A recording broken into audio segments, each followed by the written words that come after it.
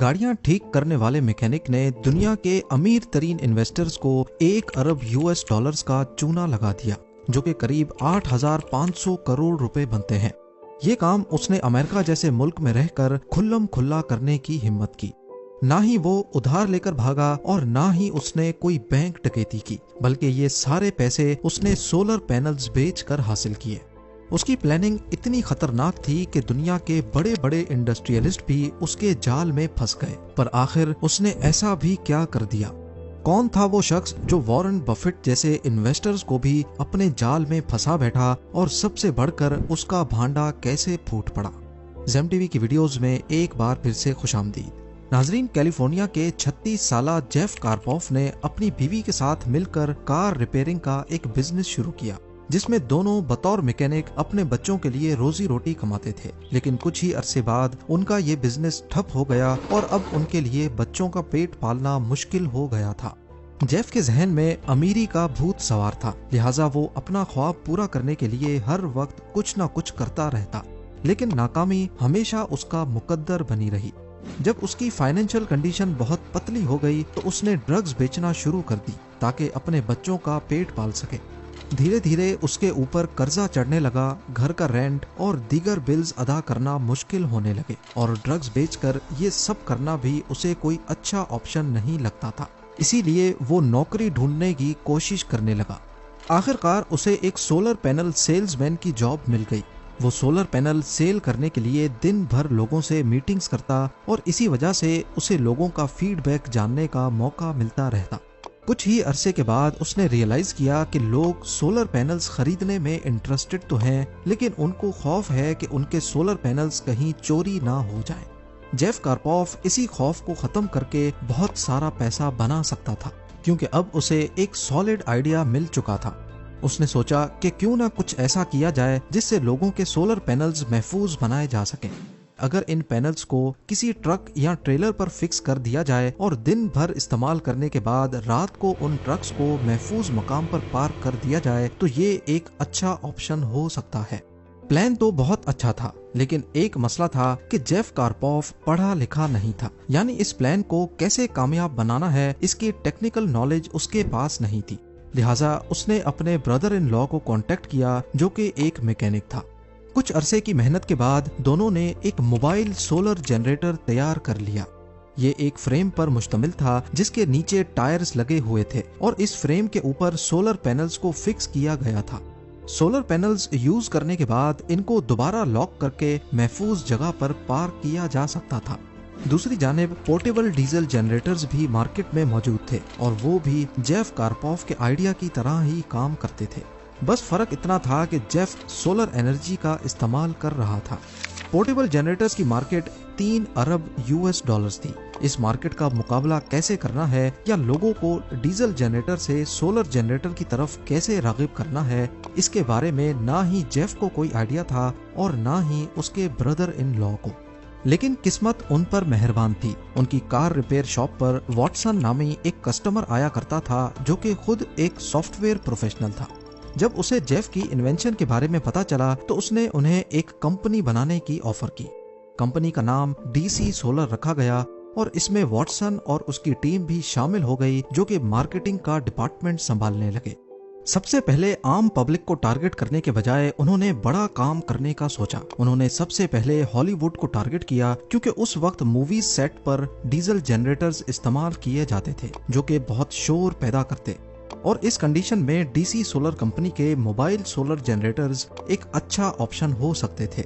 उनका प्लान कामयाब हो रहा था, और कई बड़ी फिल्म्स के सेट पर इनके सोलर पैनल्स इस्तेमाल होने लगे। 2009 में मशहूर अमेरिकन एक्टर और फिल्म प्रोड्यूसर ने इन सोलर पैनल्स की तस्वीर अपने फेसबुक अकाउंट से भी शेयर की, और ये कंपनी के लिए एक बड़ी प्रमोशन थी। दूसरी जानिब जेफ मुख्तलिफ बिजनेसमैन से मिलने लगा और अपना एक नेटवर्क बनाने लगा। वो पब्लिक गैदरिंग में भी अपनी कंपनी के बारे में बताए बिना नहीं रहता था, और देखते ही देखते जेफ ने world famous law firm Nixon Peabody से हाथ मिला लिया। इस दौरान अमेरिकन कांग्रेस ने एक कानून पास किया जिसमें वैल्यू ऑफ इन्वेस्टमेंट पर टैक्स क्रेडिट को 3 गुना कर दिया गया, जिसका मतलब था कि जो भी कारोबार अपने लिए सोलर पैनल्स खरीदेगा उसे 30% पैसे वापस किए जाएंगे। यानी अगर कोई भी कंपनी सोलर टेक्नोलॉजी को खरीदने के लिए जितनी भी इन्वेस्टमेंट करेगी, उसका 30% उसे हुकूमत अदा करेगी। ये कंपनीज के लिए डबल मुनाफा था।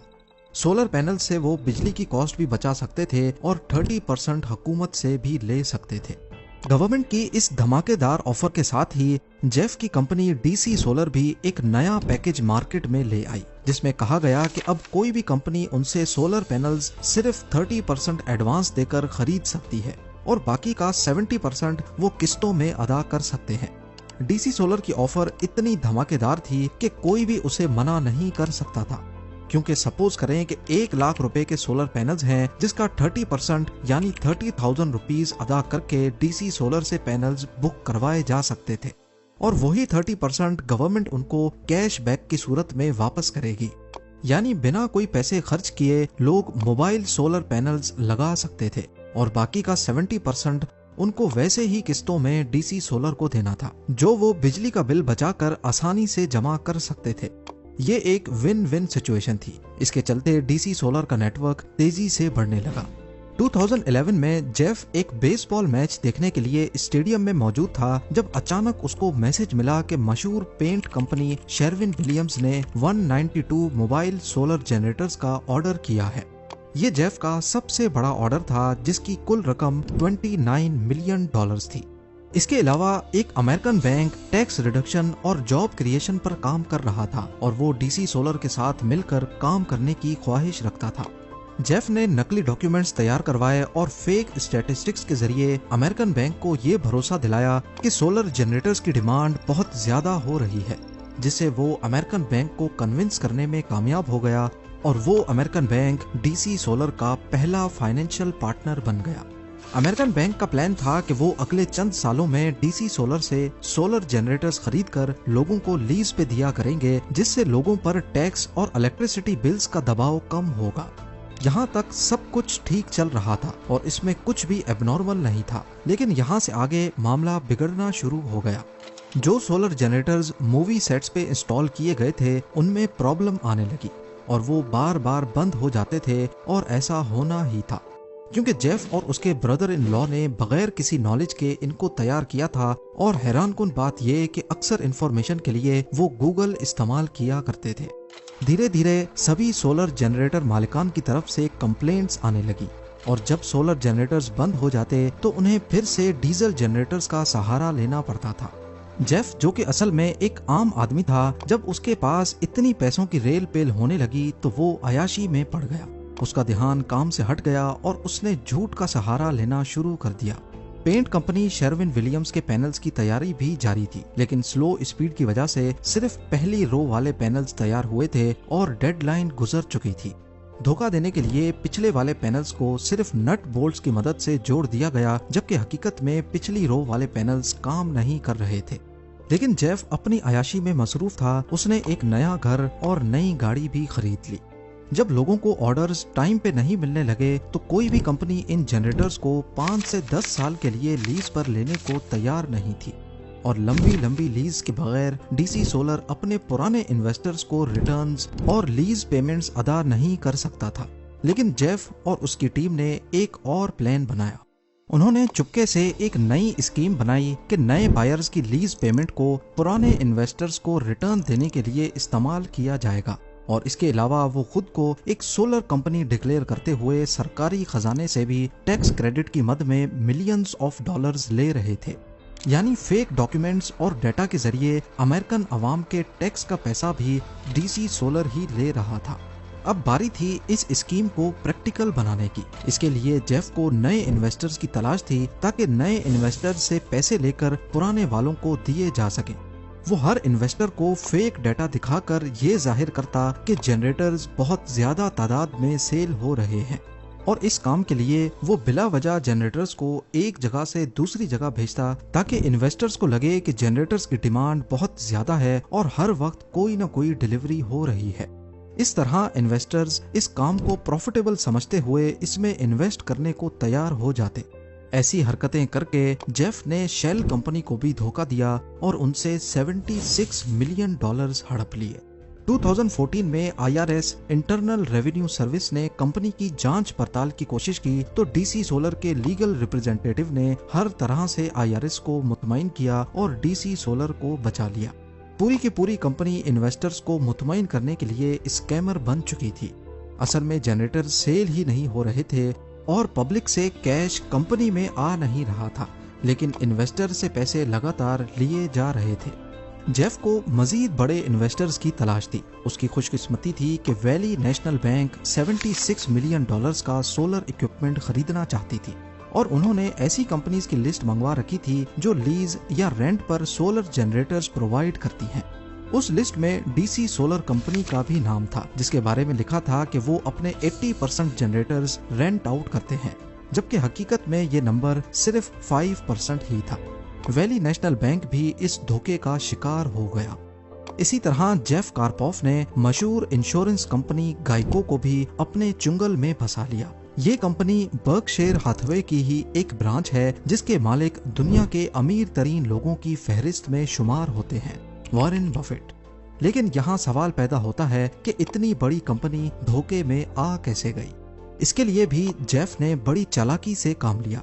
उसने अमेरिका की बड़ी टेलीकम्युनिकेशन कंपनी T-Mobile के एक एम्प्लॉय को रिश्वत देकर उससे एक फेक डॉक्यूमेंट साइन करवाया, जिसमें ये कहा गया था कि T-Mobile DC सोलर से अगले 10 सालों के लिए 1000 जनरेटर्स लीज पर ले रही है। और जब आपके पोर्टफोलियो में T-Mobile जैसी कंपनीज हों तो बाकी कंपनीज के लिए ट्रस्ट करना आसान हो जाता है। गाइको ने भी 3 साल का एग्रीमेंट साइन कर लिया, जिसमें 8000 जनरेटर्स खरीदे जाने थे और इसकी कॉस्ट $1.2 बिलियन थी। इस डील से शुरू में गाइको को भी फायदा हुआ, क्योंकि वो 30% यानी $377 मिलियन का टैक्स बचा रहे थे। लेकिन असल में उनका पैसा पुराने इन्वेस्टर्स को रिटर्न और लीज पेमेंट्स देने के लिए इस्तेमाल हो रहा था। जबकि इस वक्त जेफ की अयाशी अपने उरूज पर थी। उसने बेशुमार विलास, 100 से ज्यादा गाड़ियां और प्राइवेट जेट भी खरीद लिया था। अब DC सोलर का नाम नेस्कार में भी पहुंच चुका था। DC सोलर की स्पॉन्सरशिप भी कार्स पर नजर आने लगी, यानी कोई भी जेफ को रोक नहीं पा रहा था। लेकिन अब कुदरत ने जेफ की रस्सी टाइट करना शुरू कर दी। DC सोलर के ही एक एम्प्लॉय ने कंपनी का पोल खोल दिया, जिससे सिक्योरिटी एक्सचेंज कमीशन और फेडरल ब्यूरो ऑफ इन्वेस्टिगेशन ने मामले की इन्वेस्टिगेशन शुरू कर दी और फ्रॉड्स साबित होने पर जेफ को गिरफ्तार कर लिया गया। इन्वेस्टिगेशन में मालूम पड़ा कि जेफ कार्पोफ सोलर जनरेटर्स बेचने की आड़ में पॉन्जी स्कीम चला रहा था, यानी नए इन्वेस्टर से पैसे लेकर पुराने वालों को दे रहा था। और इस किस्म की पॉन्जी स्कीम्स सिर्फ शुरू के ही कुछ सालों तक चलती हैं, लेकिन जैसे ही नए इन्वेस्टर्स आना कम हो जाते हैं तब असल मसला शुरू होता है। इस कंडीशन में कंपनी रातों रात भाग जाती है या फिर कंपनी के मालिकान पकड़े जाते हैं। जेफ कार्पोफ ने अमेरिका जैसे मुल्क में रहते हुए बड़ी बड़ी कंपनीज के साथ $बिलियन की पॉन्जी स्कीम चलाई। उन्होंने टोटल 17,000 सोलर जनरेटर्स बनाए थे, लेकिन सिर्फ कागजों में। और इन्वेस्टर्स को जाली GPS ट्रैकर दिखाए जाते थे कि देखें हमारे इतने सोलर जनरेटर्स मार्केट में चल रहे हैं। जबकि इन्वेस्टिगेशन में मालूम पड़ा कि वो GPS ट्रैकर्स असल में जनरेटर्स पर नहीं बल्कि मुख्तलिफ लोकेशंस पर जमीन में दफनाए गए थे। 9 नवंबर 2021 जेफ कार्पोफ को 30 साल की सजा सुनाकर जेल भेज दिया गया। इसके साथ साथ इसकी बीवी और 5 और लोगों को भी इसी स्कीम के साथ ताल्लुक रखने पर सजा सुनाई गई। उम्मीद है जेम टीवी की ये वीडियो भी आप लोग भरपूर लाइक और शेयर करेंगे। आप लोगों के प्यार भरे कमेंट्स का बेहद शुक्रिया। मिलते हैं अगली शानदार वीडियो में।